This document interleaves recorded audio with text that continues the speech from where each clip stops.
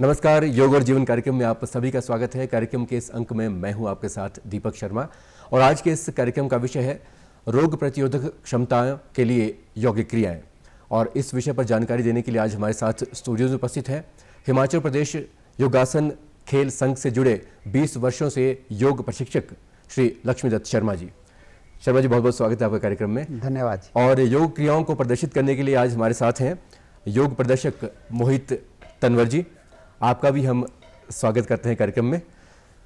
तो शर्मा जी, सबसे पहले बातचीत करते हैं कि योग जो क्रियाएं हैं और योग का जो महत्व है हमारे जीवन में वो क्या है और इसकी शुरुआत किस तरह से हुई थी, इसके इतिहास में थोड़े से आप नज़र डालें।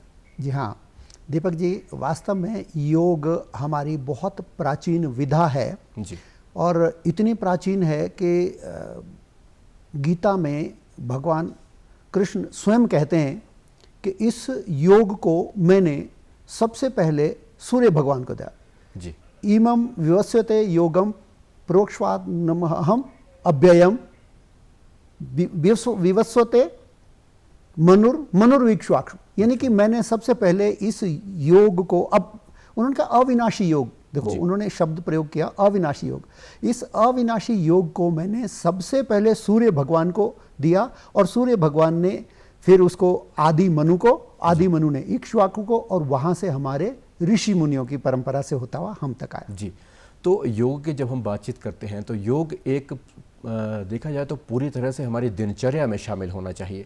और अगर हम बात करते हैं कि आज की भागदौड़ भरी जिंदगी में तो समय का अभाव रहता है, लेकिन योग को अगर हम अपनी दिनचर्या में शामिल करेंगे तो कहीं ना कहीं हमारी ज़िंदगी में तन और मन को स्वस्थ रखने के लिए बहुत अच्छा साबित हो सकता है। अगर हम योग की उद्देश्य की बात करें, किस उद्देश्य से योग की उत्पत्ति हुई थी? हाँ देखो, ये बड़ा महत्वपूर्ण विषय है कि हमारे उपनिषदों में, वेदों में भी योग का वर्णन मिलता है। और वेदों में कहा गया है कि स्व से समाधि, जी, ये स्व का मतलब अपने आप को जानना पहचानना और समाधि के माध्यम से उस परमेश्वर तक पहुंचना। फिर उपनिषदों में आके भी कहा गया योगेन आत्मदर्शनम, योग के द्वारा हम आत्मदर्शन कर सकते हैं, अपने आप को जान सकते हैं कि मैं क्या हूँ, उस ईश्वर का अंश हूँ, कैसा हूँ, क्या हूँ, वो जान सकते हैं। और उसके पश्चात आपने जैसे कहा कि हमारे जीवन में योग का क्या महत्व है, तो हमारे जैसे स्वास्थ्य के 3 स्तंभ हैं जी। वो है हमारा ब्रह्मचर्य और आचार विचार, बिल्कुल, और निद्रा। यानी कि हमारा आहार विहार, ब्रह्मचर्य और निद्रा, ये तीनों अगर व्यवस्थित रहेंगे तो वो हमारा शरीर रोगों से ग्रसित नहीं होगा, रोग रोधक क्षमता हमारे में बनी रहेगी। और इस नाते से योग की बहुत बड़ी भूमिका है। बिल्कुल। और जीवन को सुगम बनाने के लिए योग किस तरह से सार्थक हो सकता है? हाँ, ये आपने ठीक कहा कि भाई जैसे योग हमें व्यवस्थित बनाता है। और योग के बारे में कहा भी गया है कि गीता में भगवान कृष्ण खुद कहते हैं कि युक्ताहार विहारस्य युक्त चेष्टस्य कर्मसु युक्त स्वप्न अवबोधस्य योगो भवति दुःखः। आज की इस दौड़ भाग भरी जिंदगी में और रोगों से घिरे रहते हैं, तो उसमें उन्होंने कहा कि हमारा आहार विहार उपयुक्त होना चाहिए, युक्ति युक्त होना चाहिए, तर्क संगत होना चाहिए, क्या आवश्यक है। और उसमें हमारा कर्म की चेष्टाएं भी व्यवस्थित होनी कि हम कैसे कर्म करें, क्या करें। और उसके साथ ही हमारा सोना जागना, कितने बजे सोते हैं, कितने बजे उठते हैं, ये बड़ा महत्वपूर्ण है। और ऐसे व्यक्ति की जिनका युक्त आहार विहार है, कर्म की चेष्टाएं जिनकी युक्त है, और साथ में जिनका सोना जागना और जिनकी ब्रह्म मुहूर्त में उठते हैं सारे कुछ, तो उनका योग के द्वारा रोग सारे के सारे दूर हो जाते, योग के दुख उनके समाप्त हो जाते। आपने युक्त जीवन की बात की, तो युक्त जीवन जीने के लिए कौन कौन सी यौगिक क्रियाएं हैं जो खास तौर पर इस्तेमाल की जाती हैं? हाँ, योग में ये जरूर है कि योग केवल सुनने समझने की बात तो है ही, लेकिन करने की बात आवश्यक है। हमें योग को करना पड़ता है कि वो जीवन में उतारना पड़ता है। जैसे आपने कहा कि आजकल की स्थिति ऐसी है कि उसमें हमारी जीवन पद्धति ऐसी हो गई है कि हम शारीरिक क्रियाएं कम करते हैं। तो सबसे पहले हमारे को शारीरिक यौगिक क्रियाएं आवश्यक हैं। तो यौगिक क्रियाओं में हम कहते हैं कि 12 यौगिक जॉगिंग के अभ्यास है हमारे। तो इन 12 यौगिक जॉगिंग के अभ्यास से थोड़ी देर में हो जाते हैं, लेकिन आपको पूरे शरीर को ये चुस्त दुरुस्त करते हैं। जैसे यौगिक जॉगिंग में पहले 3 अभ्यास में हम जैसे पहला खड़े खड़े दौड़ना जी, और दूसरा अभ्यास फिर हमारा आता है कि श्वास के साथ, यानी कि हम अपनी शारीरिक क्रियाओं को श्वास के साथ जब जोड़ते हैं तो यौगिक क्रिया हो जाती है, ये बहुत जरूरी चीज वो समझने वाली यौगिक है। व्यायाम हो जाता है जी। और इसमें दूसरा प्रयोग है हमारा हनुमान दौड़। हनुमान जी आपको पता है स्वास्थ्य के हमारे आइकन है, बिल्कुल। तो वो कैसे करते हैं, तो दोनों हाथ ऊपर सीधे और पैर आपके पीछे शरीर को लगते हैं इसमें। तीसरी प्रक्रिया है हमारी कि हम जंघाओं को ऊपर अपने पेट तक उठाते हैं, कोशिश करते हैं कि हमारी जंघाएं पेट तक लगे। तीसरा प्रयोग, तीसरे प्रयोग की बात हम कर रहे हैं। हाँ, ये तीसरे प्रयोग की बात करते हैं ताकि हमारा संचालन रहे। इससे ये क्या हो गया कि हमारे शरीर का वार्म अप हो गया, हमारी शरीर की जो श्वास प्रक्रिया है वो भी तीव्र हो गई। सबसे पहले जानना चाहेंगे कि वार्म अप करना क्यों जरूरी है? कई लोग हम व्यायाम एकदम से करना कई शुरू बार कर हम देते हैं। बिना वार्म अप किए जब योग करते हैं तो हमारे को कहीं भी शरीर में कष्ट हो सकता है, मसल्स में दर्द हो सकते हैं, तो इसलिए पहले हमारे को रक्त के प्रवाह को तेज करना होता है, हाँ तेज करना, और साथ ही श्वास की प्रक्रिया को भी तेज करना होता है। अब ये 3 प्रयोगों से हो गई। अब हम करेंगे सबसे आगे के 3 प्रयोग हमारे जंघाओं के लिए, यानी कि टांगों के लिए। टांगे बड़ी महत्वपूर्ण होती है हमारी, तो इसमें पहले अर्ध बैठक करते हैं। इसमें घुटनों को और हमारी मसल्स को बहुत ताकत मिलती है। हमारी मसल्स जितनी भी निष्क्रिय हो जाती है वो सक्रिय हो जाती है, इसमें रक्त प्रवाह बढ़ता है।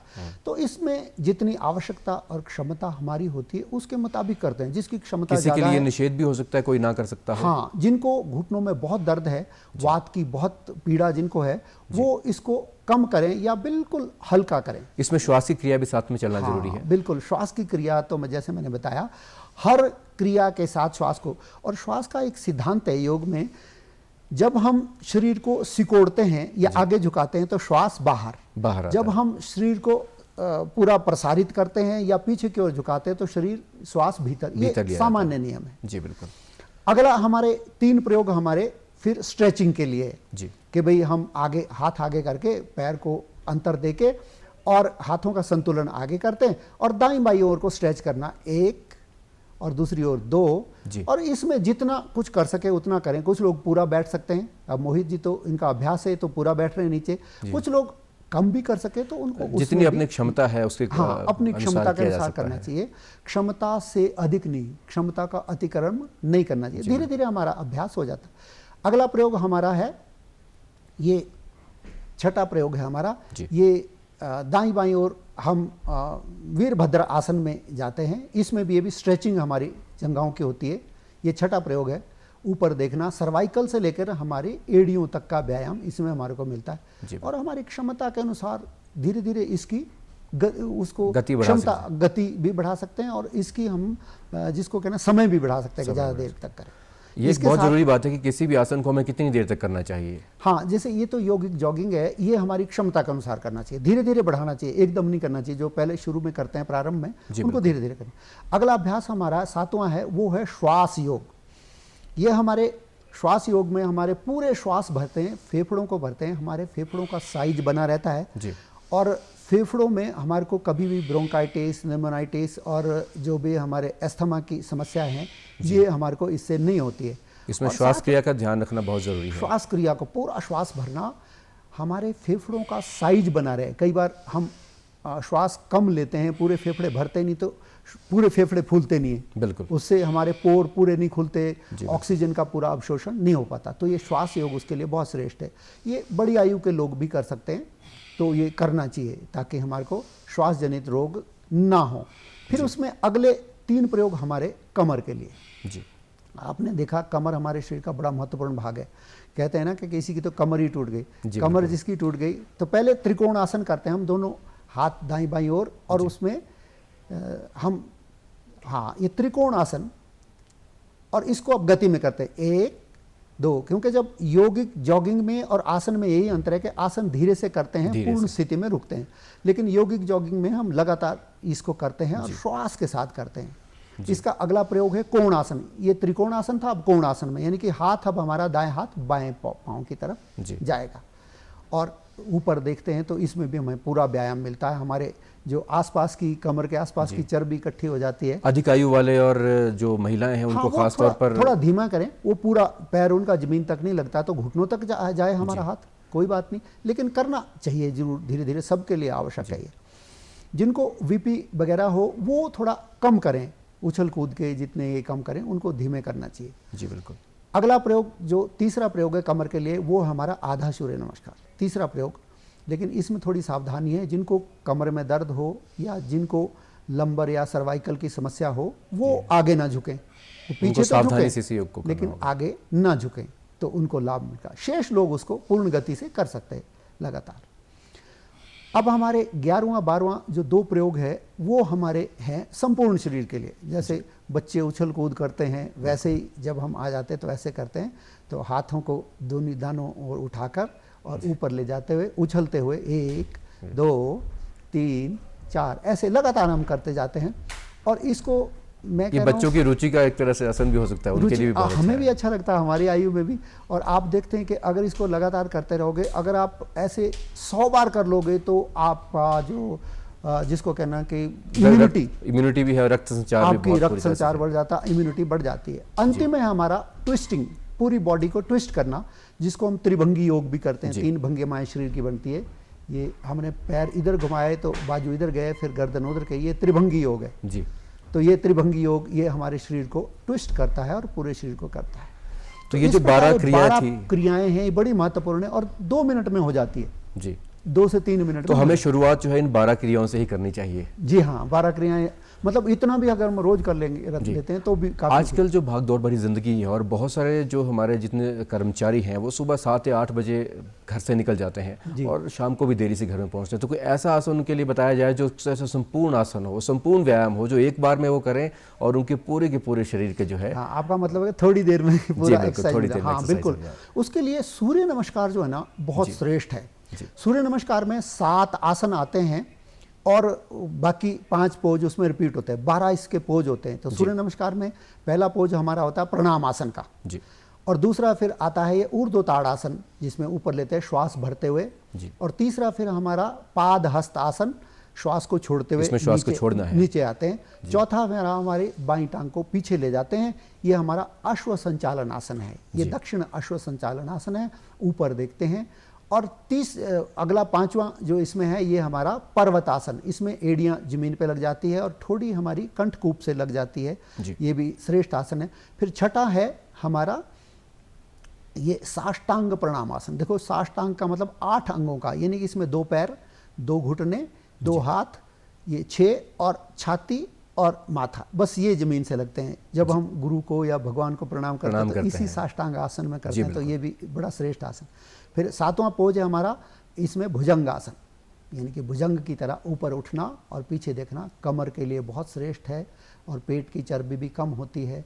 और फिर उसके बाद 8वां फिर हमारा वही पर्वतासन, 9वां फिर वाम अश्व संचालन आसन और 10वां हमारा पाद हस्तासन आ जाता है इसमें, 11वां फिर ऊर्ध्व ताड़ासन जी और 12वें में फिर वही प्रणाम आसन के बाद ही हमारा खत्म हो जाता है। इतनी देर में होता है। तो ये जो 12 स्टेप्स है, इसमें एक स्टेप में श्वास को अंदर लेना है और दूसरे स्टेप में श्वास को बाहर छोड़ना है। बस एक ये छठी पोजीशन में श्वास को वहीं रोक के रखना, बाकी जब भी हमारा शरीर स्ट्रेच होता है तो श्वास भीतर लेना। और आपको मैं बताऊं ये इतना लाभकारी है, शास्त्रों में भी कहा गया है कि आदित्यस्य नमस्कारान ये कुर्वन्ति दिने दिने आयुर्प्रज्ञा वलम वीर्यम तेजस तेषाम च जायके, यानी कि जो नित्य प्रति सूर्य नमस्कार करता है 8 बार 10 बार 12 बार, उनकी कहते हैं आयु, प्रज्ञा, बल, वीर्य, शक्ति और आरोग्य की प्राप्ति उनको होती है, इसलिए बहुत श्रेष्ठ है। इसीलिए इसी को संपूर्ण आसन भी कहा गया। संपूर्ण आसन भी कहा गया। अगर हम बात करते हैं रोग प्रतिरोधक क्षमता की, आज के समय में खान पान जो है वो कहीं ना कहीं उतना अच्छा नहीं रह गया है और जो हमें पहले के ज़माने में प्योरिटी जो चीज़ें, पवित्र चीज़ें हमें मिलती थी, जो एक तरह से हम अपने खेतों से लेकर आते थे, कहीं ना कहीं कीटनाशकों का जो प्रभाव है उससे भी हो रहा है और जो हमें हमारी थाली तक जो खाना पहुंच रहा है वो उतना स्वादिष्ट तो चलो हो सकता है, लेकिन उतना पौष्टिक नहीं है, वो पोषण उसमें नहीं मिल पा रहा है। तो ये रोग प्रतिरोधक क्षमता जो है, इसको बढ़ाने में आहार का कितना योगदान रहता है और योग का कितना योगदान रहेगा? हाँ, आहार का बड़ा महत्व है। बोलते हैं ना कि भाई जैसा आप आहार लोगे वैसे ही आपका मन भी बनेगा, सारा कुछ बनेगा, शरीर भी बनेगा। इसलिए आहार की दृष्टि से अगर आप देखें तो सचमुच में आपने ठीक कहा कि आजकल ये कीटनाशकों का प्रयोग और रासायनिक खाद का प्रयोग होता है। जैसा जमीन में जो कुछ डालेंगे वही ऊपर आता है और वही हम तक पहुंचता है। तो वो एक किस्म से विष युक्त भोजन हम तक पहुंचता है। तो हमें कोशिश करना चाहिए कि प्राकृतिक भोजन लें, और जैसे सब्जी फल है जो ऋतु अनुसार होती है वो ज़्यादा श्रेष्ठ होती है, साफ लें, ताज़ा लें। और उसके साथ साथ ही हम रोग रोधक क्षमता के लिए आजकल आपने देखा कि ऐसे भोजन से, आपने ठीक बोला कि हम तला भुना ऐसी चीज़ें खाते हैं या बासी चीज़ें, बर्गर वगैरह, पिज़्ज़ा खाते हैं। वो क्या होता है कि हमारे में सैचुरेटेड फूड फैट देता है और उससे हमारे शरीर में चर्बी बढ़ जाती, मोटापा आ जाता है। और वो मोटापा जो है ना फिर बहुत सारी बीमारियों को आमंत्रण देता है। बिल्कुल सही बात आपने कही है। आजकल जो लाइफस्टाइल है, लाइफस्टाइल डिजीजेज उन्हें कहा जाता है, मोटापा है, मधुमेह है, जो बीपी की बीमारियां हैं, इस तरह की जो बीमारियां हैं आम देखने को मिल रही है। और ये भी देखा गया है कि ये बीमारियां अधिक आयु में नहीं, अब तो छोटे छोटे बच्चों को भी होना शुरू हो गई है। तो इस तरह से आप अपने लाइफस्टाइल में किस तरह से कौन कौन सी क्रियाओं को हम एक तरह से आचरण में ला सकते हैं ताकि ये जो लाइफस्टाइल की डिजीजेज है उनको हम दूर रख सकें? हाँ, ये जो यौगिक क्रियाएं हैं ये आपको लाभ देती है और निरापद देती है। निरापद का मतलब इसका कोई भी साइड इफेक्ट नहीं होता और लगभग परमानेंट होती है अगर आप लगातार करते हैं। जैसे आजकल मोटापा की बड़ी समस्या है, उसको कम करने के लिए देखो कुछ 2-3 आसन है, उनको अगर हम करेंगे तो सचमुच में बहुत उसका लाभ होगा। जैसे हम करेंगे तिर्यक ताड़ासन, ताड़ासन करेंगे, उसमें तिर्यक यानी कि हमारे कमर की जो चर्बी है वो दाईं बाईं ओर से कमर की चर्बी कम होती है। और दूसरे हमारे जो रक्त का प्रवाह बढ़ता है तो हमारे शरीर में रक्त के माध्यम से ऑक्सीजन का फ्लो भी बढ़ता है। इसी के साथ दूसरा आसन हमारा है कोण आसन।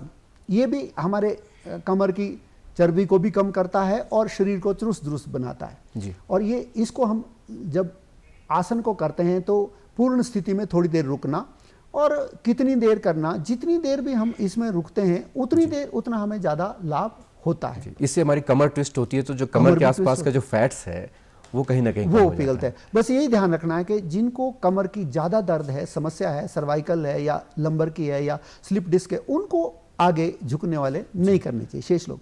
फिर उसके बाद बैठ के, मान लो जैसे कोई बुजुर्ग आदमी है, कुछ खड़े होकर नहीं कर पाए, तो बैठ के भी हम ये कोण आसन कर सकते हैं।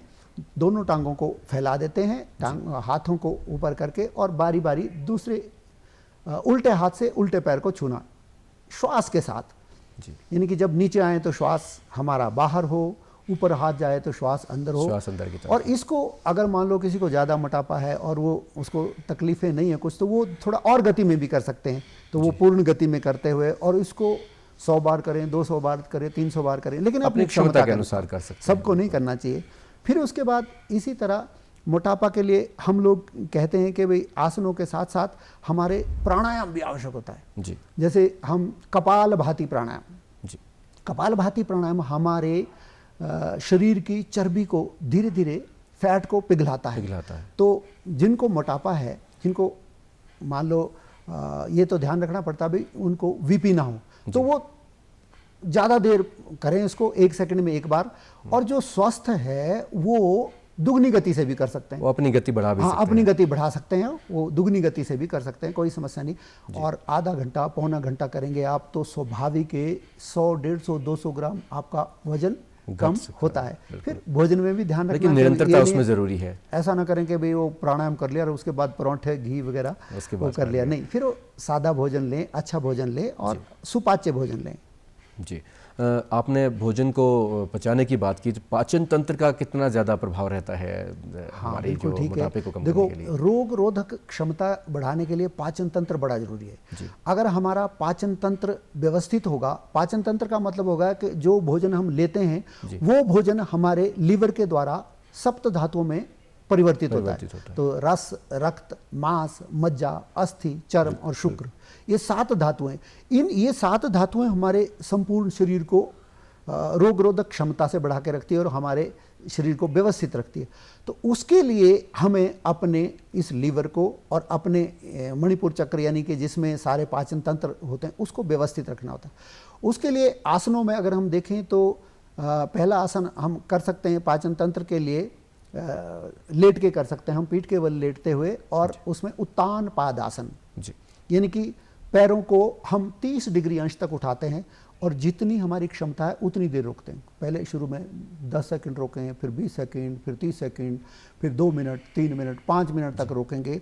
तो इससे हमारा जो जिसको कई बार वो कहते हैं ना, हमें स्प्लीन, जैसे बोलेगे इसका तो तनीड़ा खिसक गया, तो वो भी इससे व्यवस्थित हो जाता है और आपका पाचन तंत्र व्यवस्थित हो जाता है। इसीलिए इसी प्रकार दूसरा जो आसन है वो बहुत ही श्रेष्ठ आसन है, वो है नौकासन जी। इसमें पाँव की तरफ से भी उठते हैं और ऊपर से भी उठते हैं, नौका की तरफ बनाते हैं और कोशिश करनी चाहिए कि श्वास रोक कर जितनी देर हम इसमें रुक सकें उतना ही हमें लाभ मिलता है जी। तीसरा आसन पाचन तंत्र के लिए बहुत अच्छा है, वो है पवन मुक्त आसन। उसका नाम ही है कि आपके जो शरीर में अतिरिक्त गैसेज है उनको ये निकालता है और कई बार तो तुरंत भी आपको रिलीफ मिलने लगता है। आपने थोड़ा ज़्यादा भोजन कर लिया, कुछ कर लिया, तो आप तुरंत अगर पवन मुक्त आसन करोगे तो आपको बहुत रिलीफ मिलता है।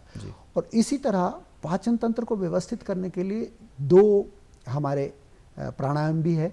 एक भस्त्रिका जी। भस्त्रिका में क्या होता है कि हम अपने भीतर प्राण शक्ति का आधान करते हैं, पूर्ण आधान, क्योंकि प्राण शक्ति, मैंने कहा ना कि प्राण शक्ति बड़ी आवश्यक होती है। तो भस्त्रिका में पूरा श्वास भरना, पूरे फेफड़ों को भरना, पूरे फेफड़ों को खाली करना।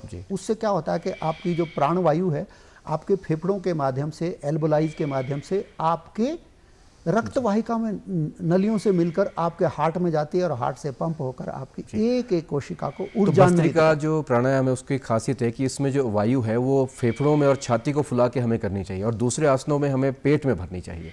हाँ, जब श्वास जब भी लेते हैं हम तो हमारी वो डायफ्राम यानी कि फेफड़ों में ही होती है, क्योंकि पेट तो हमें वैसे दिखता, पेट में श्वास नहीं जाता है, तो वो डायफ्राम में ही जाती है और वही वो करता है, तो पूरा पेट भी फूलता है।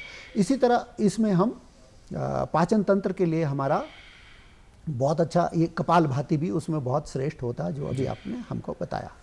तो मधुमेह और बीपी की अगर हम बात करते हैं तो उसके लिए कौन कौन से आसन और प्राणायाम? हाँ, आपने ठीक बोला, आजकल मधुमेह का बहुत बड़ा एक जिसको साम्राज्य होने लगा है और मुझे लगता है कि हर चौथा, पांचवा, छठा व्यक्ति जो ना मधुमेह के या तो बीमारी से ग्रसित है या उसके द्वार पर खड़ा है जी। बिल्कुल, मधुमेह जो ना बस वो बोलते हैं ऑन द डोर स्टेप है, उनके कभी भी आ सकती है और हमें पता है। तो इसलिए उससे बचने के लिए हम अपने आप को पहले ही अगर रोग रोधक क्षमता पैदा करके रखेंगे तो वो हमारे निकट आएगी नहीं। मधुमेह के लिए सबसे बढ़िया श्रेष्ठ आसन है हमारा, एक तो जैसे योगिक जॉगिंग और ये जो अभ्यास हमने करवाए, उसके अतिरिक्त जो विशेष प्रकार से है वो मंडूक आसन जी।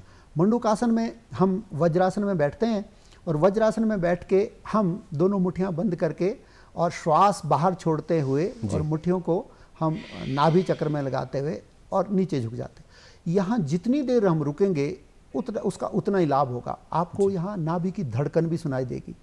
इससे आपका क्या होगा, जो पेनक्रिया है वो एक्टिवेट होगा।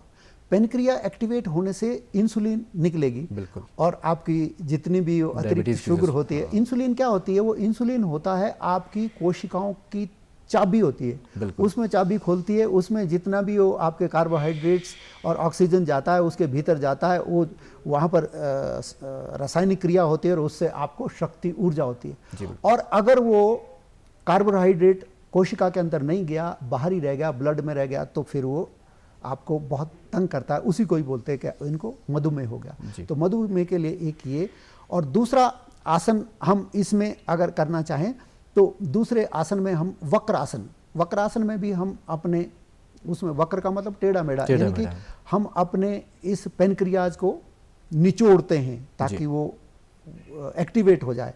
तो ये पीछे देखते हैं और पहले एक साइड में किया, फिर उसमें दूसरी तरफ भी इसी तरह हम करते हैं।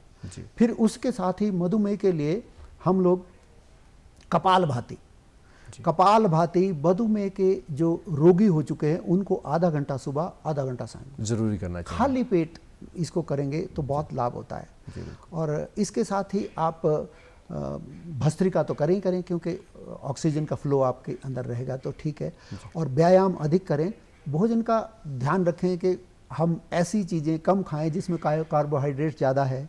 आप अधिकतर ऐसी चीज़ें लें, फल लें, सब्जियां लें, शाक लें, और जो मौसमी सब्जियां और फल का ज़्यादा प्रयोग करें। जो प्रातःकाल का भ्रमण है वो भी शायद काफ़ी हद तक प्रातःकाल का भ्रमण बहुत जरूरी है। और मोटे अन्न, जैसे आजकल ये जौ है, बाजरा है, आपका ये फ्लैक्सीड है, जी बिल्कुल, और ये चीज़ें हमें खानी शुरू कर और जितनी नेचुरल चीज़ें होंगी वो ज़्यादा ये बढ़िया प्राकृतिक चीज़ें हैं, और ये हमारे को फाइबर भी देती हम कई बार खाने की बात तो अभी कर रहे हैं, लेकिन अगर हम पीने की बात करें, पानी की बात करें, तो हमारे पानी पीने का जो एक तरह से किस तरह से कम रहना चाहिए, योगासन करते समय भी और उससे बाद में भी? ये आपने बहुत अच्छा प्रश्न पूछा, क्योंकि देखो उषा पान कहते हैं। उषा पान का मतलब होता है कि जैसे ही आप प्रातःकाल उठते हैं हल्का सा कुल्ला करें, और उसके बाद आप कम से कम, ज़्यादा तो नहीं पीना चाहिए, पर कम से कम आपको आधा पौना लीटर या 1 लीटर तक पानी आपको प्रातःकाल में उषा पान पिए। और वो अच्छा रहता है। जिनका मोटापा अधिक है या शुगर जिनको है, उनको सील गर्म पानी पीना चाहिए, ठंडा पानी ना पिए। और ठंडा पानी तो वैसे ही नहीं लेना चाहिए, वो वातकारक होता है, तो इसलिए वो पानी लेना। और फिर दिन भर में भी आपको थोड़ा थोड़ा करके जल पीना चाहिए, और लगातार दिन में 3 से 4 लीटर पानी हमारा पूरे दिन में होना चाहिए। लेकिन पानी पीने में एक सावधानी है कि आप भोजन के साथ पानी ना पिए। भोजन से आधा पौना घंटा पहले पी ले, और भोजन के आधा पौना घंटा बाद पीना शुरू कर दे धीरे धीरे, तो पानी भी बहुत, जिसको कहते हैं कि रोग रोधक क्षमता के लिए आपका बहुत सही होगा। आपने सावधानियों की बात की, तो योगासन करते समय, प्राणायाम करते समय खास तौर पर कौन कौन सी सावधानियां हमें रखना बहुत जरूरी है? हाँ, सावधानियों में यही है कि जिनको ब्लड प्रेशर है वो कपालभाति कम गति से करें, वो कम धीमी गति से करें या कम करें। बिल्कुल। उनको अनुलोम विलोम ज़्यादा करना है। जी बिल्कुल। और जिनको, जैसे हमारी माताएं बहनें हैं जिनको गर्भ है, वो कपालभाति ना करें, और जो आसन भी है वो भी ध्यानपूर्वक करें। इसी तरह जो हमारे मासिक धर्म में बहनें हैं रहती हैं, हमारी मातृशक्ति, वो मासिक धर्म के 3-4 दिन हमें कपालभाति नहीं करनी चाहिए। और इसी तरह हमारा जो उच्च रक्तचाप है, उसमें भी हमारे 1-2 आसन हैं। उच्च रक्तचाप के लिए हम अनुलोम विलोम प्राणायाम बहुत लाभकारी है जी। और भ्रामरी, 2 प्राणायाम हमारे बहुत लाभकारी है। उसमें हमें आसन ऐसे करने चाहिए बहुत धीमे हो, दौड़ भाग कम करनी चाहिए, उसमें आराम ज़्यादा करना चाहिए। लेकिन प्राणायाम अगर आप करेंगे, आधा घंटा अनुलोम विलोम सुबह गया, आधा घंटा शाम को, 10-20 बार भ्रामरी हमने सुबह की, 10-20 बार भ्रामरी हम शाम को करें, तो इसमें हमारे को बहुत लाभ मिलता है। तो जीवन में जितनी मर्जी भाग दौड़ हो, कम से कम आधा घंटा अपने शरीर के लिए, अपने आप के लिए निकालना बहुत ही ज़रूरी है। हाँ, 1 घंटा, मैं तो ये मानता हूँ कि 1 घंटा अगर हमने निकाल दिया, उसमें से थोड़ी सी सैर कर ली, थोड़ी सी जॉगिंग कर लिए, और फिर थोड़े से प्राणायाम कर लिए, तो वो हमारे लिए श्रेष्ठ हो जाता है। और जैसे होता है कि कुछ लोग कोई ऐसे दौड़ भाग नहीं कर पाते, जोड़ों में दर्द है, पीठ में दर्द है, वात रोग है, उनको भी ध्यान में रखना चाहिए कि जिनको पीठ में दर्द है, उनको आगे झुकने वाले कोई भी आसन नहीं करने चाहिए, उनको पीछे झुकने वाले आसन ज़्यादा करने चाहिए। और वात रोगों में हमें अनुलोम विलोम और कपालभाति जी जरूरी, ये बहुत श्रेष्ठ होता है। बहुत अच्छी जानकारी आपने ये दी है हमें। लक्ष्मीदत्त शर्मा जी, आज रोग प्रतिरोधक क्षमता किस तरह से हम बढ़ा सकते हैं, कौन कौन सी योग क्रियाएं हैं, उसकी आपने हमारे दर्शकों को जानकारी दी। स्टूडियो में आपका आने के लिए बहुत बहुत धन्यवाद। बहुत बहुत धन्यवाद जी। तो दर्शकों, उम्मीद करते हैं कि आज की इस जानकारी से आप ज़रूर लाभान्वित हुए होंगे। आज के इस कार्यक्रम में फिलहाल इतना ही। अगले कार्यक्रम में एक नए विषय और विशेषज्ञ के साथ फिर से हाजिर होंगे। तब तक के लिए नमस्कार।